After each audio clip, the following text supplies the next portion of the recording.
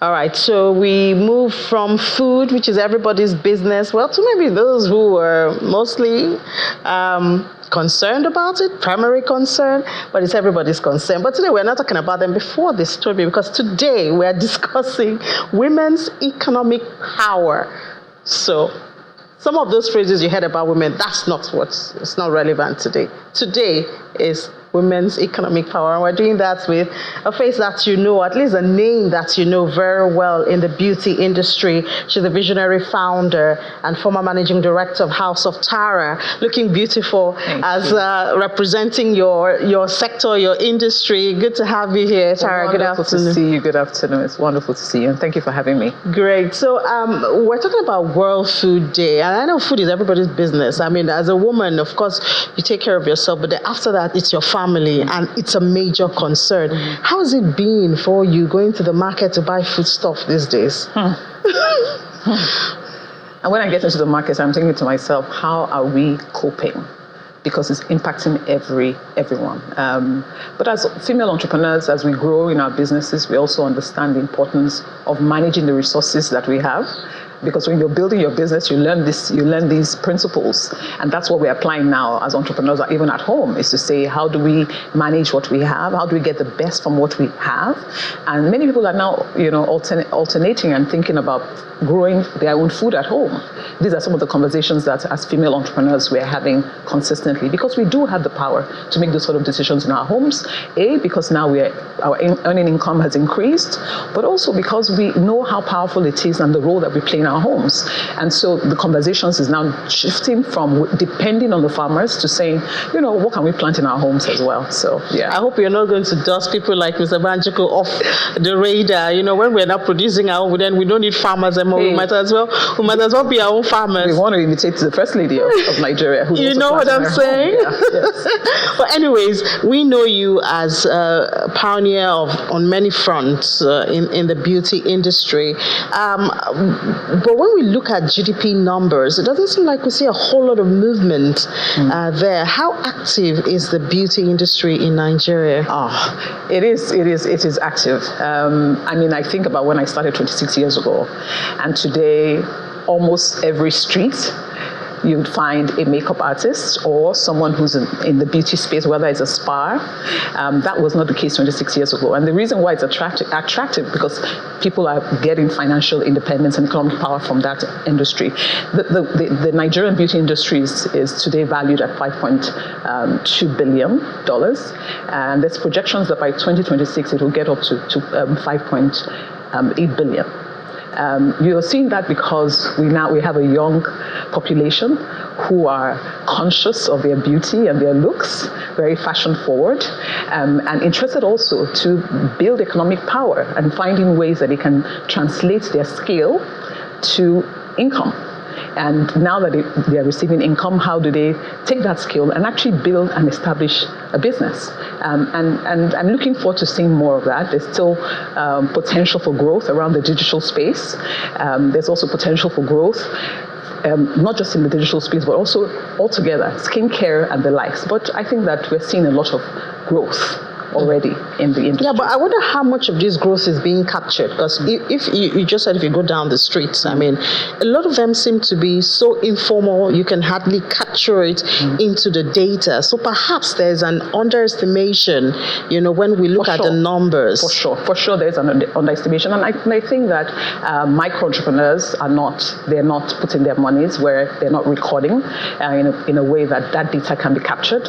But you can see it so visibly. I remember the Ijebu-Ode festival that was shown, that went viral, right? And did you see the sheer number of women who were professionally made up is a sign, right, that there's growth in that industry.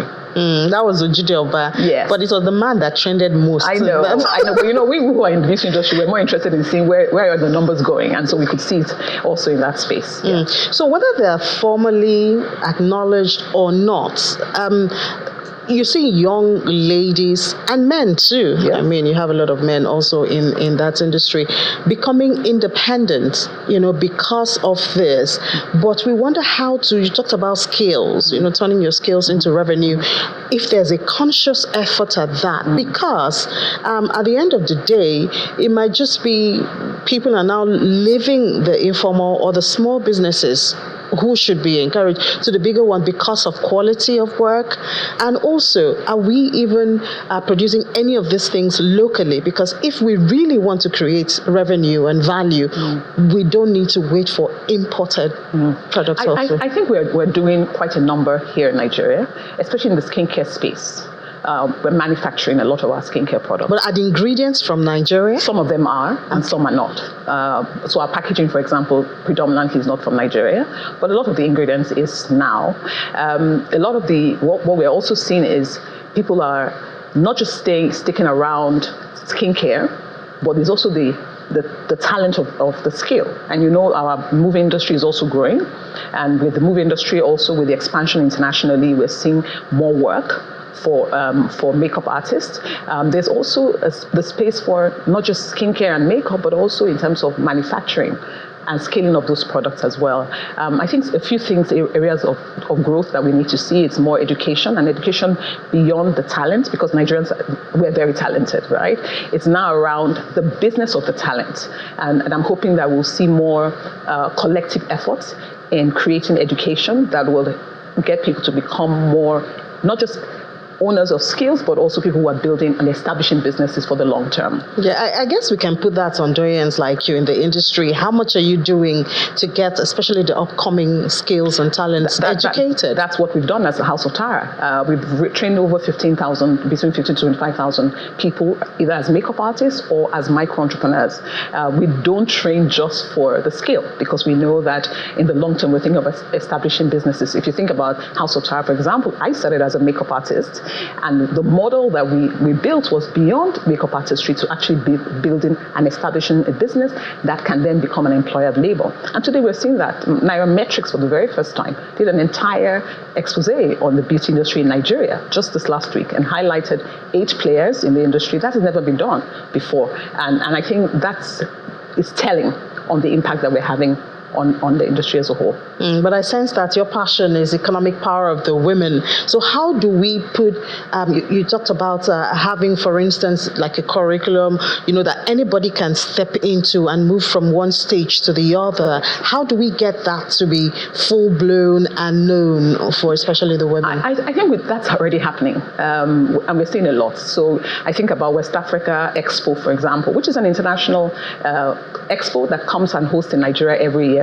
When they do the expo, the idea behind it is how do we get local players to meet with international manufacturers. That is just in the last 5 years.